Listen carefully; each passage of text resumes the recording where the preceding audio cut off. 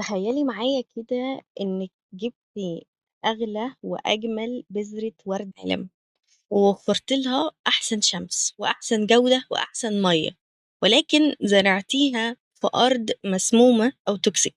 تفتكري معايا كده الوردة دي هتكبر؟ أكيد هتقولي مستحيل. ده بالضبط اللي بيحصل معاكِ في رحلة التطوير الذاتي بتاعتِك.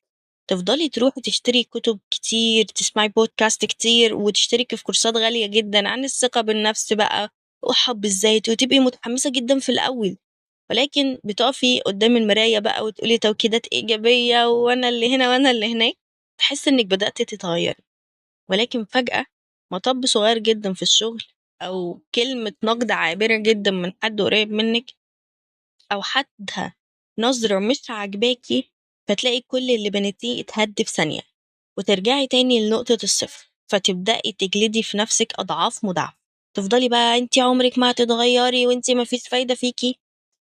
فليه ده بيحصل؟ السر بقى اللي ما حدش بيقوله لِك إنِك بتحاولي تبني ثقة وتطوير على أرضية كلها عار ورفض، فطول ما أنتِ من جواكِ حاسة إنِك معيوبة أو إنِك مش كفاية أو إن جواكِ عار، الثقة اللي أنتِ بتبنيها دي بتكون ثقة هشة جدًا، عاملة زي قشرة رقيقة كده بتداري بيها وجعِك. في علم النفس إحنا ما بنقدرش نبني ثقة على أرض فيها حرب داخلية، مش ممكن أبدًا تزرعي في أرض مسمومة، علشان كده إحنا في Inspirex Academy صممنا المنهجية بتاعتنا بشكل مختلف تمامًا. إحنا ما بنبدأش بالثقة أبدًا ونقول لِك خليكِ واثقة في نفسِك وإزاي تثقي في نفسِك، لأ، إحنا بنبدأ بالمصالحة. الترتيب العلمي الصحيح بقى إننا ننضف الجذور الأول، فنبدأ نفهم العار ده اتزرع فين وإزاي من رسائل الطفولة من المجتمع من توقعات مستحيلة، بعدين نتعرف على الناقد الداخلي اللي جوانا وفي منه 7، فنبطل نحاربه ونبطل نكتم صوته لأن الكبت بيخليه أشرس.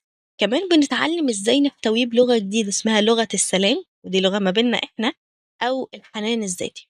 ففي رحلة المصالحة اللي عملناها والكورس اللي هيبدأ يوم 23 مايو، المصالحة دي هي التربة والثقة هي البذور، ودي رحلة بعد المصالحة. لو اتصالحتي مع جسمك واتصالحتي مع الماضي بتاعك ومع القرارات اللي ندمانة عليها، ساعتها بس تبدأي تبني ثقة مفيش قوة في الدنيا هتعرف تكسرها تاني، مش موقف ولا اتنين هيرجعوكي تاني لنقطة الصفر.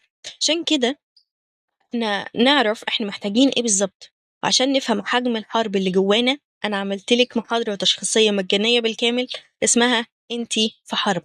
المحاضرة دي هي مش كلام نظري، هي تطبيقية وفيها اختبار مباشر هتعمليه معايا عشان تشوفي الحرب والحقيقة اللي عقلِك بيحاول يخبيها عنِك.